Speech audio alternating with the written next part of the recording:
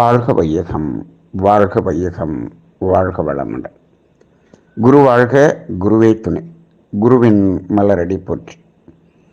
சிந்தனையை உடல் நலத்தை சீரமைத்து உய்வித்த குருவே வாழ்க. தியானமே யோகம், யோகமே ஞானம். இன்றைய சிந்தனை ஒரு ஆசிரியரின் கடமை. ஆசிரியர் பணி என்பது ஒரு புனிதமான பணிகளிலே ஒன்றாக கருதப்படுகிறது. அதாவது நோபல் ப்ரொஃபஷன் என்று சொல்வார்கள். இது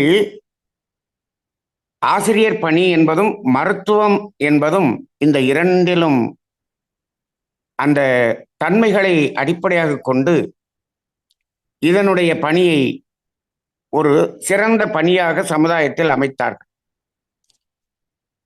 ஏன் என்று பார்த்தால்,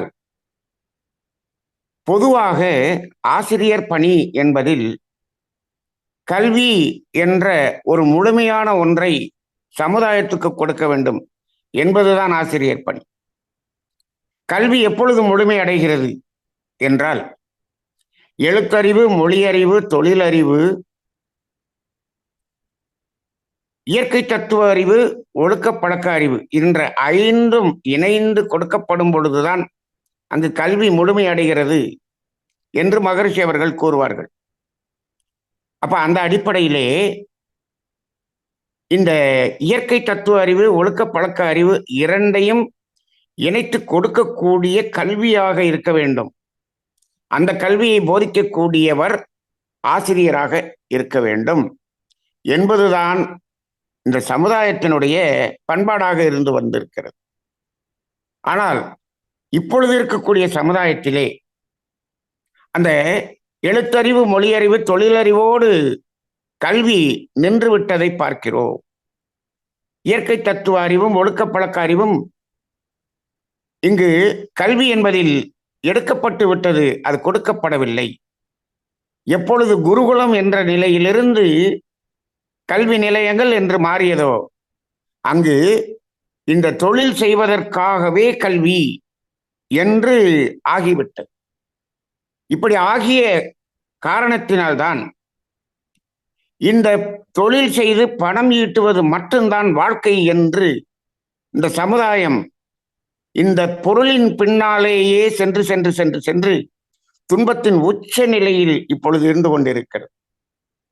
இதற்கு காரணம் இந்த தொழில் கல்வியோடு கல்வி நிறுத்தப்பட்டதுதான் காரணம். சரி, அந்த அடிப்படையில் ஒரு ஆசிரியர் என்பவர் அந்த அறநெறி என்பதையும் போதிக்க வேண்டும் என்று சொல்லுகிறோம். ஆனால் இப்பொழுது ஆசிரியர் அந்த அறநெறியில் அவர் வாழ்கிறாரா என்பதே ஒரு பெரிய கேள்விக்குறியாக இருக்கிறது. அறநெறி என்பது என்ன? அறநெறி என்பது இரண்டே விஷயங்கள் தானே. ஒன்று, யாருக்கும் துன்பம் கொடுக்காத இருத்தல், ஒழுக்கம். துன்பம் என்பதை போக்குதல் என்பது ஈகை. இந்த இரண்டும் தானே அறநெறியில் முக்கியமான ஒன்றாக கருதப்படுகிறது. அப்படி இருக்கும் பொழுது இந்த அறத்தை அடிப்படையாக கொண்டு அந்த கல்வி இருக்க வேண்டுமே. இங்கு தொழிற்கல்வியோடு நிற்கும் பொழுது அந்த தொழிற்கல்வி எப்படி இருக்கிறது? பொருள் சம்பாதிப்பதற்கான கல்வியை மட்டும் சொல்லிக் கொடுக்கிறார்கள். அதனால் யாருக்கு எந்த பாதிப்பு வந்தாலும் பரவாயில்லை, எனக்கு பணம் வந்தால் போதும் என்ற அடிப்படையில் தான் இன்றைய தொழில்கள் இருக்கிறது. இதற்கு காரணம் என்ன என்று சொன்னால், விஞ்ஞானம் வளர்ந்து விட்டதன் காரணம். விஞ்ஞானம் வளர்ந்து வளர்ந்து வளர்ந்து அது விஞ்ஞானம் ஒரு தனித்த பாதையில் சென்று கொண்டிருக்கிறது. அந்த விஞ்ஞானம் ஏதாவது ஒரு நிகழ்வின் மூலமாக யாருக்காவது துன்பம் இல்லாமல் இருக்க வேண்டும் என்ற அடிப்படையில் அது சிந்திப்பதே இல்லை. அந்த விஞ்ஞானம் எனக்கு எந்த அடிப்படையில் இருந்தால் எனக்கு லாபமாக இருக்கும் என்ற அடிப்படையில் தான் இன்றைய டெக்னாலஜி என்பதாக மாறிவிட்டது. அப்ப அந்த அடிப்படையை கொண்டு இருக்கக்கூடிய கல்வியை போதிக்கக்கூடிய இன்றைய ஆசிரியர் பணி என்பது அறம் என்பதே இல்லாத ஆசிரியர் பணியாக மாறிவிட்டதை பார்க்கிறோம். இதே போலதான் மருத்துவம் என்பதும் அதே நிலையில்தான் சென்று கொண்டிருக்கிறது.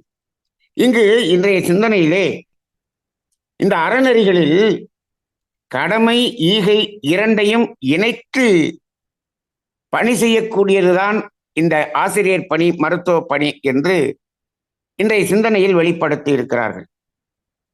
பொதுவாக பணி என்பதில் கடமை என்பதோடு நின்று விடுகிறது. ஆனால் ஆசிரியர் பணியும் மருத்துவ பணியும் கடமை என்பதோடு நிற்கக்கூடாது, அதில் ஈகை என்பதும் இணைந்து இருக்க வேண்டும். அப்படி இல்லை என்று சொன்னால் அது புனிதமான பணி என்பது ஆகாது. அப்ப இப்போ கடமை என்பதே சரியாக பின்பற்றப்படுகிறதா என்பதே ஒரு கேள்வியாக இருக்கிறது. கடமையும் ஈகையும் இணைந்து இருக்கக்கூடியதாக இருக்க வேண்டும். அதில் ஒழுக்கம் என்பது ஆதாரமாக இருக்க வேண்டும் என்பதுதான் இந்த பணி. இப்ப கடமை என்பது கூட இந்த சமுதாயத்தில் பெற்ற கடனை திருப்பி செலுத்துகிறோம் என்பது கடனாக இருக்கிறது.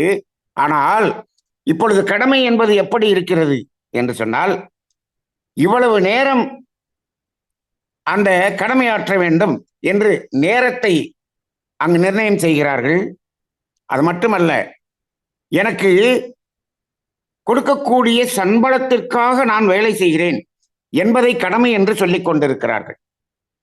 இன்னும் இந்த சமுதாயத்துக்கு நாம் இந்த சமுதாயத்திலிருந்து அனுபவித்த அந்த அனுபவத்தை திருப்பி கொடுப்பதற்காகத்தான் நான் வேலை செய்கிறேன் என்ற உணர்வு சமுதாயத்தில் எங்குமே இல்லை.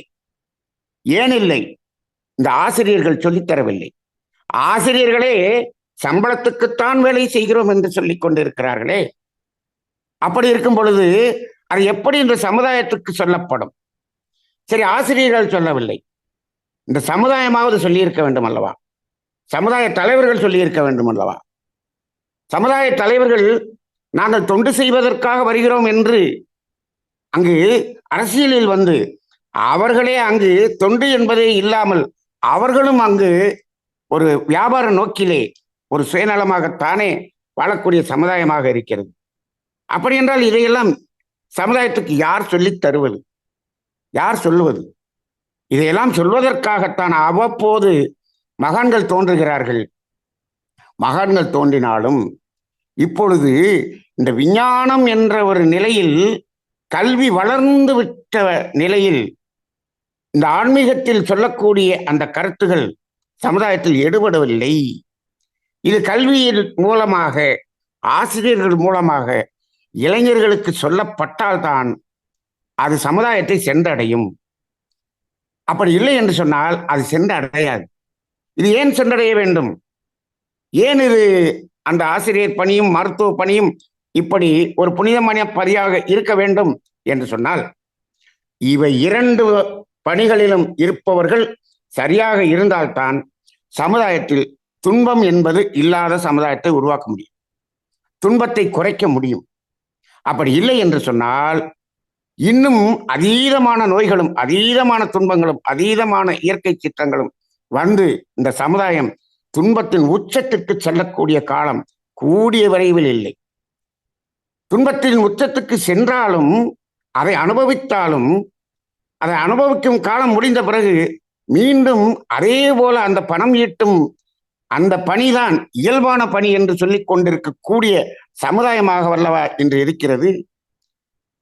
சமுதாயம் இயல்பு நிலைக்கு வந்து விட்டது என்று சொல்லுகிறார்கள்.